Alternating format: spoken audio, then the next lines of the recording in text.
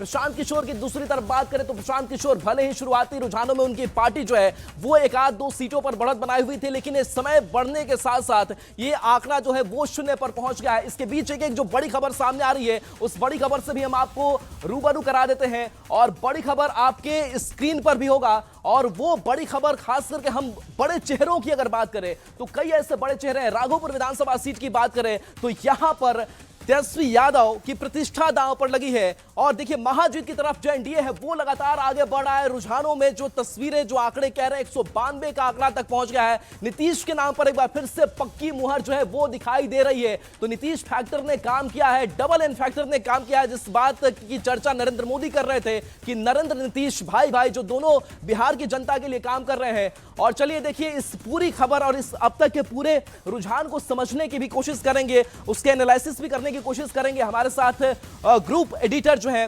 News 18 network के ब्रजेश कुमार सिंह वो हमारे साथ जुड़ेंगे। इसके साथ साथ अजय सिंह जो वरिष्ठ पत्रकार हैं वो जुड़ेंगे। सर हम चाहेंगे कि आप आए और क्या अब तक आप लोगों ने इस रुझान को लेकर के महसूस किया है और एनडीए ने जिस तरीके से 192 का आंकड़ा तक को पहुंचा है, महागठबंधन की बात करें तो अर्धशतक तक भी आंकड़ा नहीं पहुंचा, अब तक क्या एनालाइज कर पा रहे हैं?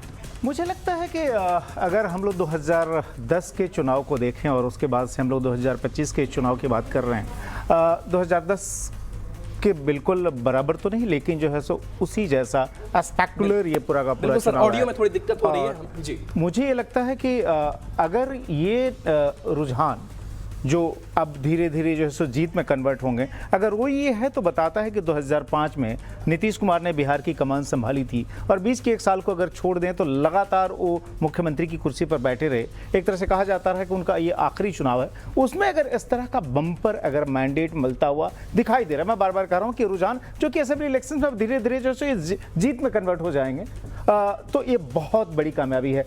सर मैं आपसे समझना चाहूँगा, चूँकि बिहार की राजनीति को आप पिछले 30-35 साल से लगातार बहुत करीब से ऑब्जर्व करते रहे हैं, बल्कि आपका पर्सनल एक तरह से कह सकते हैं इक्वेशन भी रहे हैं जिनमें कि आप इन नेताओं को बहुत करीब से जानते भी हैं।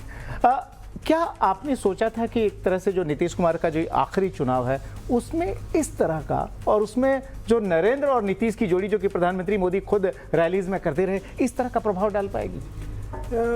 मैं रिपोर्टर के तौर पे तो नहीं, लेकिन बीच बीच में मैं बिहार जाता रहा और ज़मीन पे उस तरह से घूम के लोगों से मिलता रहा।